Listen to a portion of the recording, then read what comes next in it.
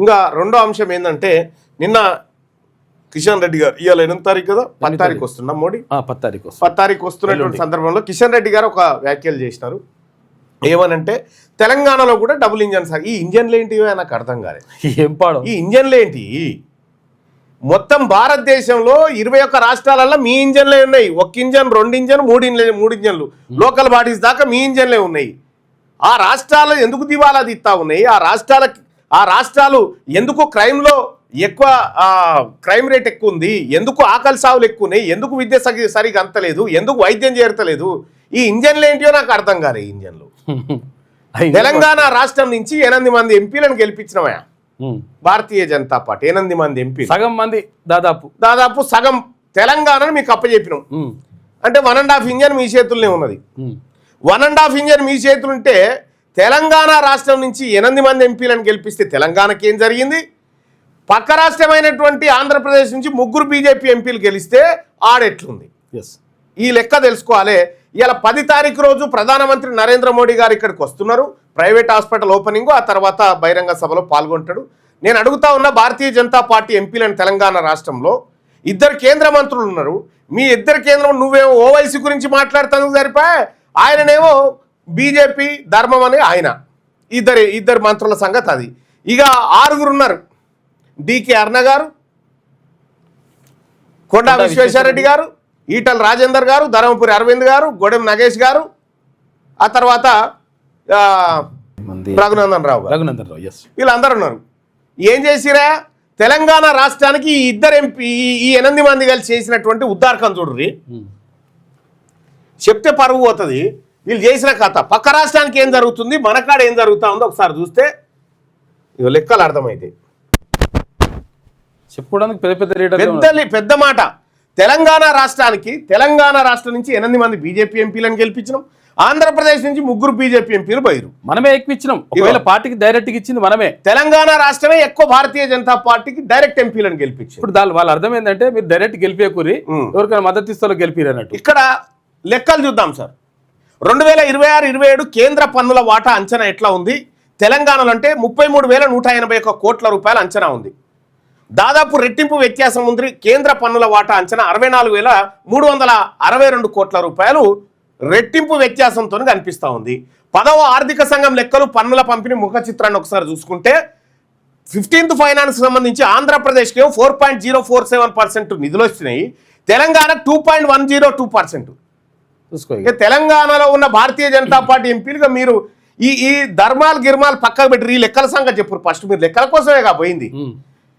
16th finance విషయానికి వస్తే ఆంధ్రప్రదేశ్లో 4.217% ఏమో ఆంధ్రప్రదేశ్లో ఉంటే 2.174% ఏమో తెలంగాణ రాష్ట్రంలో ఉంటే ఏం చేస్తురా భారతీయ జనతా పార్టీ ఎంపీలు? ఇడికని గెలిచిపోయారు కదా.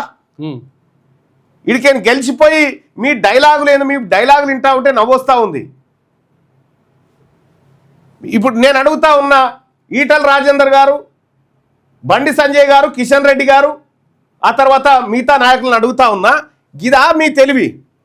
ఇదా తెలంగాణ రాష్ట్రం నుంచి ఎంత పోతుంది? తెలంగాణకి ఎంత తీసుకొస్తున్నా ఉన్నారు మీరు? ఇంకా మళ్ళీ డబుల్ ఇంజన్ 3వ ఇంజన్ సర్కార్ రావాలని ఈ ఇంజన్లు బంద్ చేయరు నాయన. ఇంకా మీరు ఆయిల్ ఇంజన్ కానే ఉన్నారు. ఇప్పుడు ఏఐ ఉన్నది. ఇక్కడ 16వ ఫైనాన్షియల్ నిధులను ఒకసారి చూస్తే ఆంధ్రప్రదేశ్కు 4.217% వస్తే తెలంగాణకు 2.17%, 2% తక్కువ. ఇక సగం తక్కువ, కొంచెం పెంచారు అంతే. దాంట్లో 2025-26 అంచనా చూస్తే 57,556 కోట్ల రూపాయలు ఆంధ్రప్రదేశ్కి ఇచ్చిర్రు. తెలంగాణకి 29,900 కోట్లు ఇచ్చిర్రు. ఇది 2026-27 అంచనా ఒకసారి చూస్తే 64,362 కోట్లు ఏపీకి వస్తా ఉంటే 33,181 కోట్లు తెలంగాణకు వస్తాయి. సగం కూడా తెత్తలేరు కదా. ఎక్కువ మంది ఎంపీలు ఉంటారు. ఎక్కువ మంది ఎంపీలు మళ్ళా గ్రాంట్ల విషయానికి వస్తే 2025-26-27 అంచనాలతో కొనసాగుతున్న లెక్కలు ఒకసారి చూస్తే ఆంధ్రప్రదేశ్ 32,458 కోట్లు, 17% పెరుగుదల ఉంది ఆంధ్రప్రదేశ్ నిధులు రాబట్టుట్ల. తెలంగాణ విషయానికి వస్తే 24,166 కోట్ల రూపాయలు పెరుగుదల ఉన్నా తులనాత్మకంగా చాలా తక్కువ ఉంది. ఇది పన్నుల వాటాతో పాటు గ్రాంట్ల రూపంలో వచ్చే సాయంలో ఆంధ్రప్రదేశ్ ముందంజలో ఉంది. మొత్తంగా కేంద్ర బదిలీలో రెట్టింపు ఆధిక్యాన్ని ప్రదర్శిస్తూ ఉంది. తెలంగాణనే వట్టి అని మనకు డైలాగులు చెప్తాయి ఈ ఎంపీలు అంతా కలిసి. నిధుల పంపిణీని నిర్దేశించే 3 ప్రధాన శక్తులు ఒకసారి చూస్తే తెలంగాణ సెంట్రల్ ఫండ్స్ ఇగో ఇట్లా ఉంటాయి. సెంట్రల్ ఫండ్స్ ఇట్లా ఉంటే తెలంగాణకి ఇగో ఈ కాలువ, ఆంధ్రప్రదేశ్కి ఈ కాలువ. ఎవరికి ఎక్కువ అవుతుంది? జనాభా విస్తీర్ణం ఆంధ్రప్రదేశ్ జనాభా ఎక్కువగా ఉండడం వల్ల ఈక్విటీ క్రైటీరియాలో సహజంగానే కొద్దిగా డబుల్ అయింది ఇది. తెలంగాణ రాష్ట్రంలో 4 కోట్ల మంది జనాభా, 4 కోట్ల మంది జనాభా ఇక్కడ ఉంటే అక్కడ ఎంత పోతుందో ఆదాయం. తెలంగాణలో తలసరి ఆదాయం ఎక్కువ, దీనివల్ల ఫైనాన్స్ కమిషన్ ఫార్ములాలో తక్కువ మార్కులు. ఈ తలసరి ఆదాయం దుకాణం తెరిచింది ఎవరు? కేసీఆర్ తెరిచిండు. పర్ క్యాపిటల్ ఇన్కమ్ ఎక్కడో వెళ్ళిపోయింది, మనది విపరీతంగా పెరిగిపోయిందని చెప్పిండు. మీకు ఆడ ఇన్కమ్ అడ్డగోలు ఉంది కదా, ఇక మీకు పైసలు ఇవ్వమని వాళ్ళు. ఇప్పుడు పర్ క్యాపిటల్ ఇన్కమ్ చూస్తే మంచిగానే ఉన్నది. ఇప్పుడు మొన్న మెగా కృష్ణారెడ్డి భార్య గౌన్ వేసుకుంది, ఆమె 142 కోట్లు పర్ క్యాపిటల్, 142 కోట్లు. ఆమె 142 కోట్ల ఇక్కడ గౌన్ లేదా?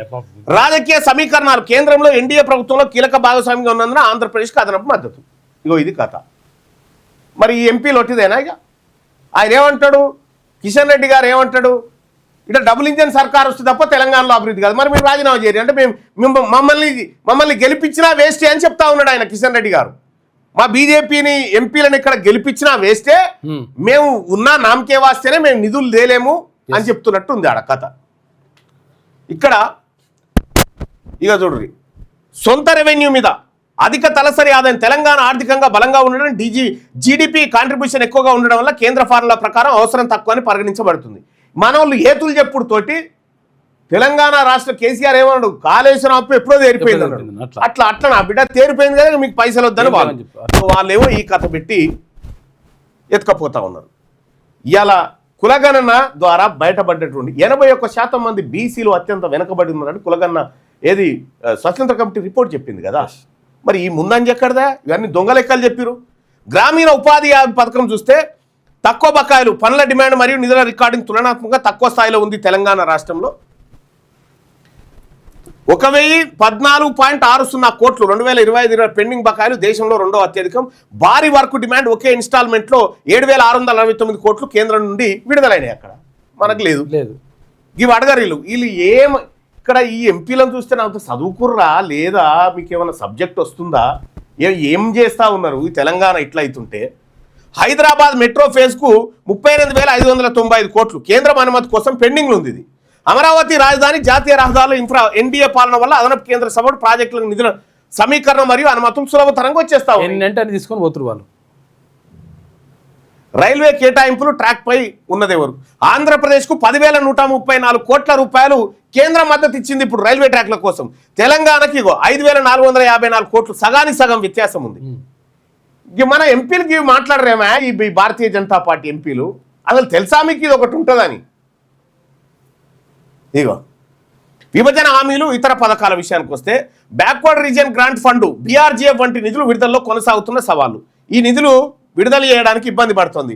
ఆంధ్రప్రదేశ్లో రెవెన్యూ డెఫిషియన్ కాంపెన్సేషన్స్ కింద గతంలో 1,000 కోట్లు 10,460 కోట్లు మంజూరైంది. సెంట్రల్ స్పాన్సర్ స్కీమ్లో సిసిఎస్ మెరుగైన విడుదల అక్కడనే ఈజీగా విడుదల.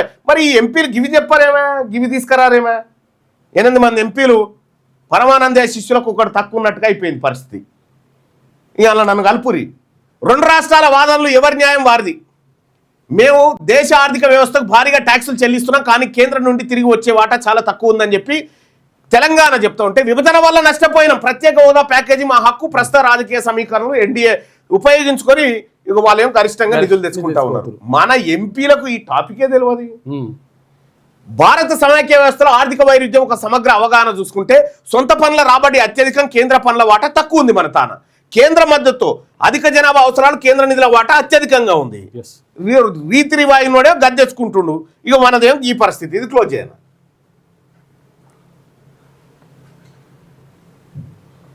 కనీసం మా ఇజ్జత్ పోతుందని చెప్పేసి వాడు అడగాలి కదా, అవి కూడా లేదు. సోయి తెలంగాణ ఫైనాన్స్ పనుల వాటా, గ్రాంట్లు మరియు సమైక్య వ్యవస్థలోనే అసలు కథ ఒకసారి చూద్దాం. ఇగో అసలు వివాదం ఏంటి, ఆరోపణలు మరియు సమర్థనలు ఏంటి ఒకసారి చూస్తే, రాష్ట్రం ఆరోపణ ఏంటంటే మేము దేశానికి అత్యధిక ఆదాయం ఇస్తున్నాం, కానీ మాకు కేంద్రం నుండి వచ్చే వాటా చాలా తక్కువ ఉందని తెలంగాణ వాదిస్తోంది. నిధులు నిలిచిపోలేదు, క్రమం తప్పకుండా వస్తున్నాయని ఒక మాట చెప్తా ఉంది కేంద్రం అంతే. అత్యుత్తమ ఆర్థిక పనితీరు కనబరుస్తున్న దక్షిణాది రాష్ట్రాలు కేంద్ర పనుల పంపుల్లో శిక్షణ ఎక్కువ పైసలు కడుతున్నాం కాబట్టి తక్కువ గ్రాంట్లు మనకు. ఇగో కాంట్రిబ్యూషన్ వర్సెస్ రిటర్న్. తెలంగాణ రాష్ట్రం 2018-19 నుండి 2024-25 మధ్య 4.60 లక్షల కోట్ల రూపాయలు పన్నుల రూపంలో కేంద్రానికి ఇస్తే కేంద్రం మనకి ఇచ్చింది 1.36 లక్షల కోట్లు, రాష్ట్రానికి తిరిగి ఇచ్చింది ఒక ఇది 1,36,000 కోట్లు. తెలంగాణ సొమ్ము కేంద్రం తింటుంది. మరి ఈ 8 మంది ఎంపీలు ఏం చేస్తా ఉన్నారు చెప్పురి? అరే మా ఇజ్జత్ పోతాడు పోయిన డైలాగులు, ఎత్తిప్రాసాల డైలాగులు కొట్టమంటే కొడతారు పట్టిగానే. ఎందుక పనికిరాని ఈ రాష్ట్రానికి అక్కెర్రాని డైలాగులు. పన్నుల వాటాలో కోత చూడండి, 14 నుండి 16 ఫైనాన్స్ కమిషన్ వరకు ఎంత కోత పడ్డదో చూడండి తెలంగాణకు. 2015-20 మధ్య 2.44% 14th ఫైనాన్స్ ఉంటే 2.10% భారీ కోత పడిపోయింది చూడండి. ఫైనాన్స్ కమిషన్ నిధులు పడిపోయినాయి. 16 కమిషన్లు కూడా అదే పరిస్థితి.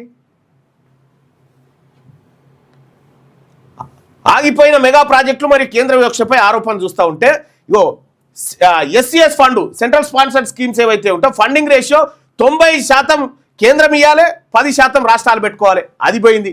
పెండింగ్ బకాయిలు 1,00,000 కోట్ల రూపాయల నిధులు పెండింగ్లో ఉన్నాయి.